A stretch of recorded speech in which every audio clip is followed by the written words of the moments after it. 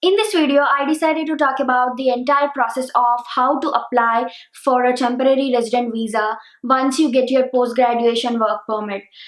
Before getting started, please subscribe to my channel and like this video. It will help me a lot. Step 1 is you need to get a post-graduation work permit in your mail. It's like you have to receive a hard copy. Step number 2 is you have to apply for a temporary resident visa. It means that you need to get your passport stamped with a work visa. I'm going to show you how to do it.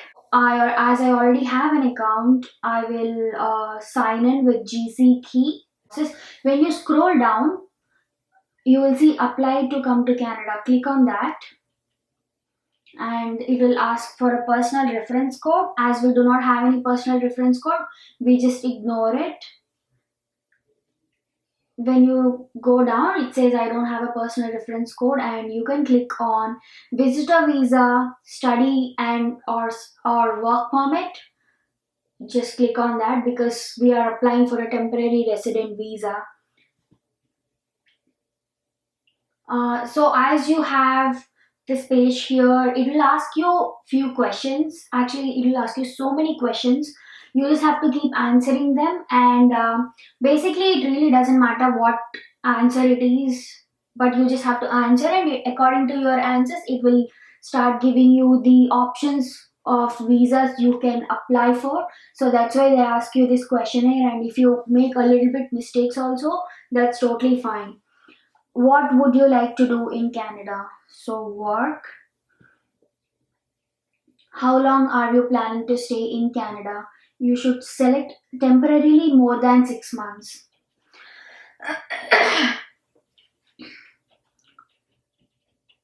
Select the code that matches the one on your passport. So it will be India in my case, and you can select whatever matches your passport. Next question is, what is your current country or territory of residence? If you are presently in Canada, you should select Canada. So as we are applying for a post secondary work permit temporary resident visa, we will select the country as Canada. Do you have a family member who is a Canadian citizen or a permanent resident and is 18 years or older? Let's say in most of you guys will not have anybody, so I'm gonna go with no. Next is, what is your date of birth? Okay, I'm gonna enter my date of birth.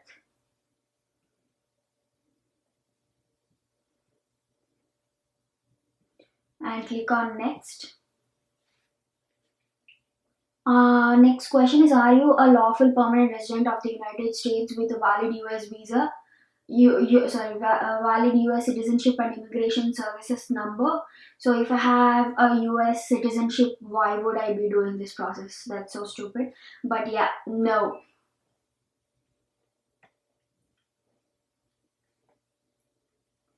What is your current immigration status in Canada? So you can click on worker. Does any one of the following apply to you? No. Oh, no. So next is, are you a spouse, common law, partner or dependent child of a person who, yeah, just click no, as you guys won't have anybody. Like whatever is applicable for you, just click no. Are you a spouse, common law or dependent child of a person who is, no. We just put no there unless otherwise in your situation. Have you been told by an immigration, refugees and citizenship Canada office that you are approved in principle for permanent residence in Canada? No. Have you submitted a permanent resident application in Canada? If it's yes, you select yes, but I'm generally selecting no. Do you have a written job offer? So if you have a job offer already, you can click yes, and if you don't have, that's totally fine. You can put no. It really doesn't make any difference. You're gonna still get your own visa. Do not worry about that. Does this situation apply to you? You have a valid employer-specific work permit and are being abused, or there is a risk of being abused in relationship to your job in Canada? No. What is your marital status? So generally most of you guys, I assume, are not married because you guys are students. So I assume, or I just put like this, okay? Just put never married or single. And this is not my application. I'm not making any application. I'm just showing you the general, you know, application process. So I'm just putting never married or single. What is your province of destination? If visiting multiple provinces, select the one which you will be spending most of your time. As this is Ontario, I'm selecting Ontario. So yes, based on your results, based on the information you provided, the results below indicate whether you may be eligible to come to Canada. So yeah, this is what you have to apply for, which says temporary resident visa. You will need a temporary resident visa to return to Canada. If you're working or studying in Canada, your temporary visa, resident visa may expire at the same time as your work permit or study permit. If your work or study permit is expiring soon, please renew study or work permit first. Once your study or work permit is approved, you may apply for your temporary resident visa. Yes, so everything we have done is totally correct. So that's why we got this temporary resident visa. Just click on next, continue. And which of the following best describes your situation? I have a work permit. Yeah, I have an open work permit. Yes. The work permit which you get after doing your post graduation diploma is the open work permit. And have you had a medical exam performed by an IRCC authorized panel physician within the last 12 months? No. A medical exam is needed for foreign nationals who, okay, you guys should read this, but it is no. Do you want to submit an application for a family member? I'm selecting no. And if you have to apply, you have to apply. Like you have to select yes. Are you giving someone access to your application? No. In the past 10 years, have you given your fingerprints and photo, which is biometric, for an application to come to Canada? No. I didn't do anything like that, so I'm just selecting no.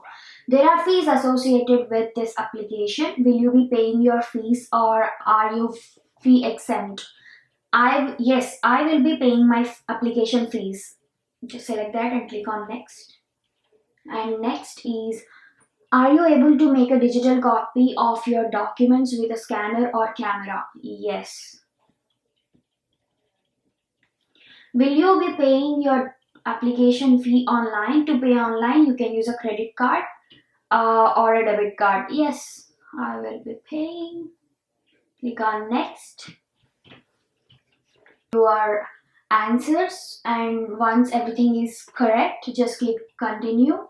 And so this is how it looks like. The screen, just click continue. And yes, this is the important part out of the entire process. First, you have to fill this form. It opens in Adobe. So yeah, just download this particular form. And okay, it says application for visitor visa, temporary resident visa made outside of Canada. Yes, it says outside of Canada, but do not worry, this is the correct process. And yeah, you just fill the form, upload the file here, and supporting documents, Canadian work or study permit. As you guys have to do this particular process after getting a work permit into your hands through the mail from embassy. Just take a picture of that that permit, and upload here. Take a picture of your passport and upload here, and your digital photo, upload here. So these are the 4 required documents, and these are the supporting optional documents. And yeah, it's okay, you don't have to upload these at all. That really doesn't matter.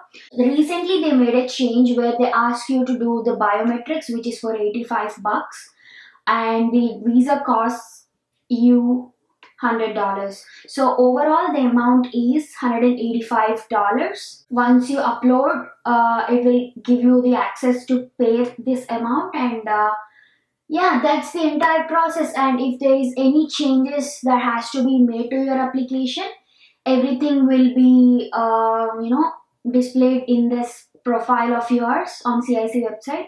So yeah, that's the process. So when I applied for my temporary resident visa, I didn't have to give any biometrics because it is a recent change they've made, that you have to give your biometrics. That's the mandatory right now, but last year, yeah, it wasn't mandatory. Step number 2 is you have to apply for a visa and you have to pay $185, $100 for your temporary resident visa stamp and $85 for your biometrics. After that, step number 3 is you will be getting a code regarding your biometrics in your CIC profile. So whenever they update anything on your CIC profile, you will get an email notification, so you can check whenever there is a change on your profile or anything to your application. Take that code, and there is a link in the description box below. You can book your biometrics appointment nearest your nearest service Canada, I believe. And once you are done with your biometrics, maybe within 2 to 3 days you will get a letter which is called request for a passport letter. So what you have to do is just take a printout of that letter. It will have instructions, and when you click the link that is mentioned in that letter, you will be taken to a page where you will have all the details. So this is how the page looks like. And when you scroll down and when you go to the country, because you are applying from Canada, so take a printout of that letter, and there will be an address mentioned regarding your application. So you have to send your passport to this particular address. So I've sent my passport to the office which is in Ottawa. First, you have to go to Canada Post and you have to take with you your passport and the letter they gave you to download and print. So that's the second thing. And you have to buy two envelopes. One is a large envelope, and second one is a small envelope, and all the dimensions of the envelope will be given to you. Like when you click on the link in the letter that's mentioned, it will show you all the details. Where once you go through the entire page, like on the website, you will understand what envelopes you have to purchase. Or you can simply ask the Canada Post people, hey, I'm sending my passport. So most of them will know that what kind of envelopes you require. Otherwise, I suggest you to take a screenshot of the envelope dimensions, so that will help you a lot when you are in Canada Post. Just take the large envelope, and what you are supposed to do is, so you have to put your passport and the letter and the small envelope into the large envelope. So the from address of the large envelope is going to be your house address. The two address on the large envelope you have to write is the Ottawa office's address. And on the small envelope, when you're putting it inside, you have to write few addresses, which is from is the Ottawa office address, and 2 will be your house address. So it is very important to write these addresses, otherwise there will be a delay in your visa and everything. I'm going to repeat again.